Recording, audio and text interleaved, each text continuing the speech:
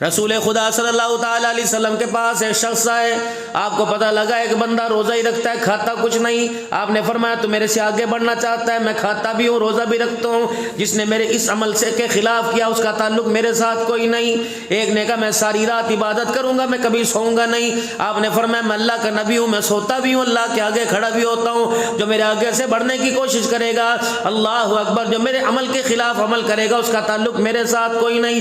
ایک نے کہا میں ساری زندگی کھانا نہیں کھاؤں گا، بھوکا رہوں گا۔ آپ نے فرمایا میں کھاتا بھی ہوں، بھوکا بھی رہتا ہوں، پیٹ پہ پتھر بھی باندھتا ہوں، جو اس عمل کے خلاف کرے گا اس کا میرے ساتھ تعلق کوئی نہیں۔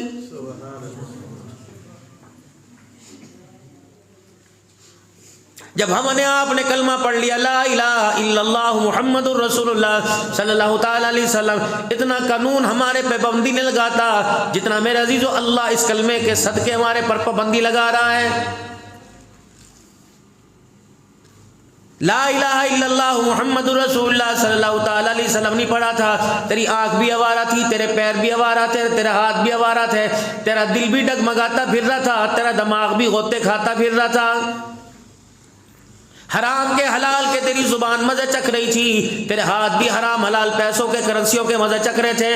جب تو کلمے والے دائرے میں آ گیا تیرے پہ باڑ لگ گئی، اب آنکھ بھی میری مرضی کے مطابق چلے گی، اب آنکھ میری مرضی کے مطابق دیکھے گی، ہاتھ میری مرضی کے مطابق دیکھے گا، خبردار تجھے بالوں کا سائز بھی میری مرضی کے مطابق بنانا پڑے گا۔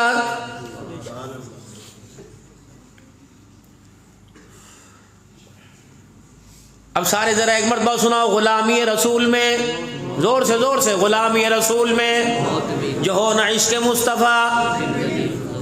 پکی بات ہے، خدا کے گھر میں تم نے کہا، اب بتاؤ گھر کے اندر عشق مصطفیٰ ہے، کردار میں ہے، کپڑوں میں ہے، کسی کے بال یہاں لٹک رہے، کسی کے بال یہاں لٹک رہے۔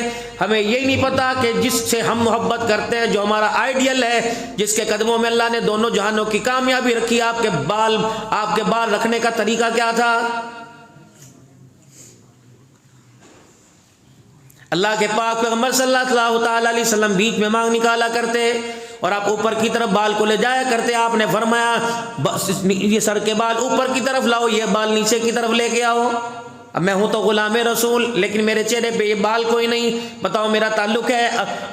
پھر قدرتی بات ہے جو حضور صلی اللہ علیہ وسلم کی سنت کے خلاف کرتے کہتے اللہ نبی وارث ہے، اور اللہ کے بندو یوں تو کہہ دو توبہ اللہ مجھے معاف فرما دے، حضور پر الزام تو لگاؤ۔ قیامت کے دن نبی کا نواسا جناب حسین رضی اللہ تعالیٰ عنہ روتا ہوا آئے گا کہ یا رسول اللہ نہ میں بچا نہ میرا بچہ بچا نہ اس کا بچہ بچا، خاندان کے خاندان لٹ گئے۔ یہ فیصلہ بعد میں تیری سنتوں سے منہ موڑ کے کہتا تھا اللہ نبی وارث ہے، اگر آپ نے ان کو بتایا تھا کہ جو مرضی کر کے آنا میں تیرا وارث بن جاؤں گا تو بتاؤ مجھے کربلا میں کیوں کٹایا، میرا قصور کیا تھا؟ میں نے بتا دسو، اپنوں کا کھا گئے پرایوں کا کھا گئے، حرام نہ چھوڑا حلال نہ چھوڑا، اور دکان پہ لکھ رکھا ھذا من فضل ربی۔ یا رسول اللہ 14ویں صدی کے مسلمان کو آپ نے ہر ایک کا حرام حلال کھانے کی اجازت دی تھی، تو میری اماں کا کیا قصور تھا جو بھوک کی وجہ سے مصلی پہ کڑی ہوتی گر جایا کرتی تھی؟